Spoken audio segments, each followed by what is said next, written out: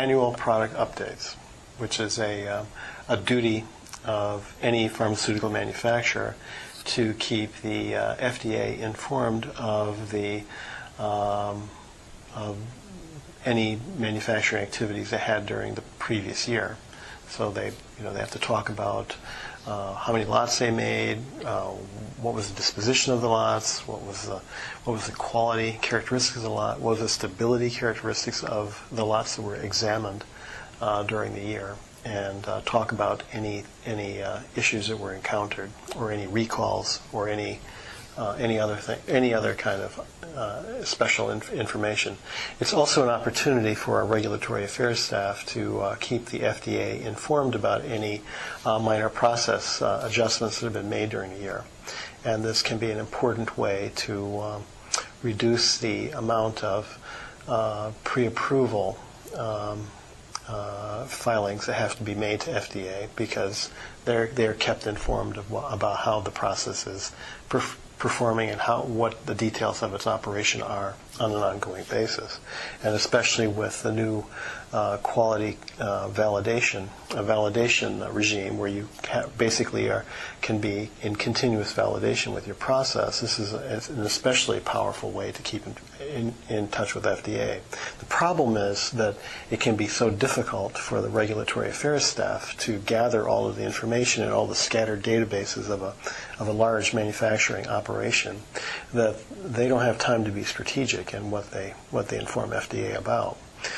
So the issue is that the manufacturing data is in one system, usually an ERP system.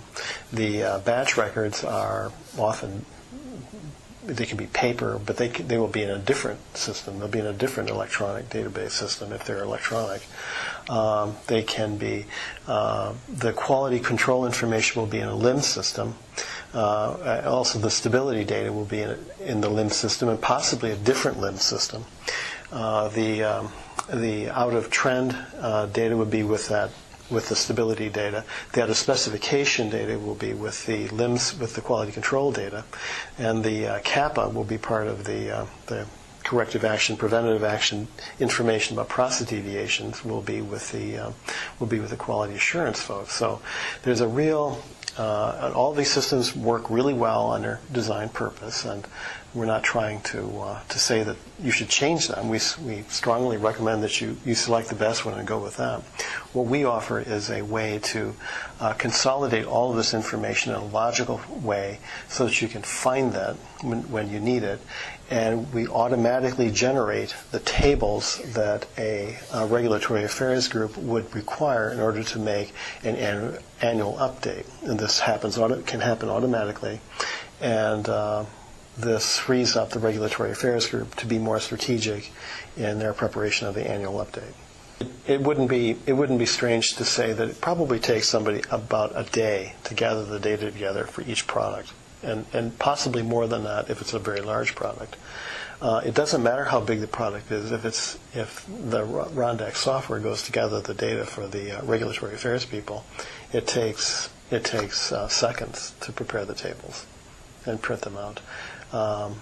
So we're talking, it's possible in a large manufacturing plant, we could be talking, it could be a couple of man years go into just a month or so of work. That could be all the regulatory affairs group does for a month or two at the beginning of the year, putting together annual updates. So it could be a tremendous savings in time, and it makes the regulatory affairs staff much more effective.